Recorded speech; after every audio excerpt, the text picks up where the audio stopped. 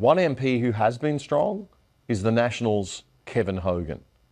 The bill was debated in Parliament late this week, which means they do want to try to get it through Parliament and into law before the election due next May. But Kevin Hogan, he stood up and he told it like it is. All of us get up here every day of Parliament and we talk about bills that we're very passionate about. We talk about bills that we have strong opinions on. But, Deputy Speaker, I say this quite sincerely.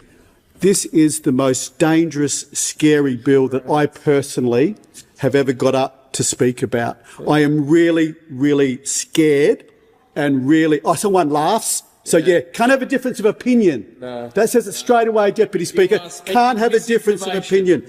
I'm going to read out Voltaire. Voltaire, a French philosopher, Speaker. I disagree with everything you have said, but I will defend every day your right to say it. You might want to dwell on that over the other side there, or the members over the other side, Deputy Speaker, might want to dwell on that, because that's what this bill is undermining. I disagree with everything you say, but I will defend your right to say it. And what this Labor radical left-wing government is doing, Deputy Speaker, is abandoning that principle. True. They will now no longer, this government does not want to defend our right to say things that they disagree with. And that's what this is about, Deputy Speaker. So why would you want to do that? I'm surprised in Australia that we are debating this issue at this level. And you might want to say, well, what is the motivation? What is the motivation of a government to do this? And this radical left-wing government, Deputy Speaker, what their motivation is on this bill is control. Because when you want to stamp it or you want to clamp down on free speech in this country, you are about control. They do not want everyone necessarily to be able to say what that person believes is the truth. Because at the end of the day, Deputy Speaker, one person's misinformation is another person's opinion.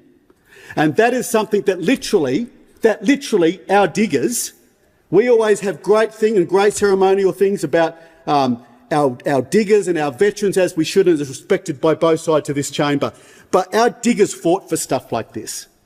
The basis of free speech in this country has always been something that's been respected. And again, Deputy Speaker, I can't believe we are debating this right in this chamber today.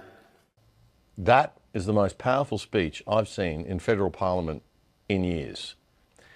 It's shameful that we are even debating a bill this disgusting in our country. It is shameful. If we lose the core freedom of speech, we've lost all freedom, because all other freedom flows from that one. Now, the other side, they'll get up and say, oh, ACMA, it's independent, it's a government body, it's just looking for misinformation. Well, how are you going to define it? How is someone going to define what is misinformation?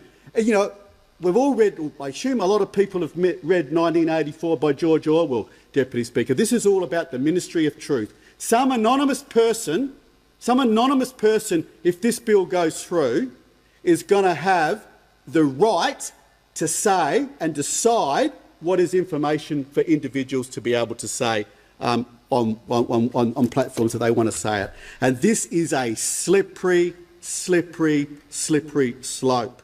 Yep, it is. That is the National Party MP Kevin Hogan, the member for the electorate of Page in New South Wales. Thank you, people of Page, for bringing us a politician with a brain and common sense. Mr. Kevin Hogan had a few ideas about why the government might be so keen to push this bill through at this particular time. I think one of the reasons that this government's so motivated about this too at the moment is the voice referendum. The voice referendum, the government of the day, this government today, criticised people through the voice referendum that misinformation was being spread. Well, what was the misinformation that was being spread? Because people disagreed with them.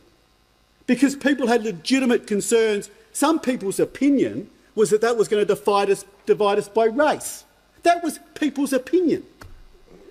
They say that's misinformation.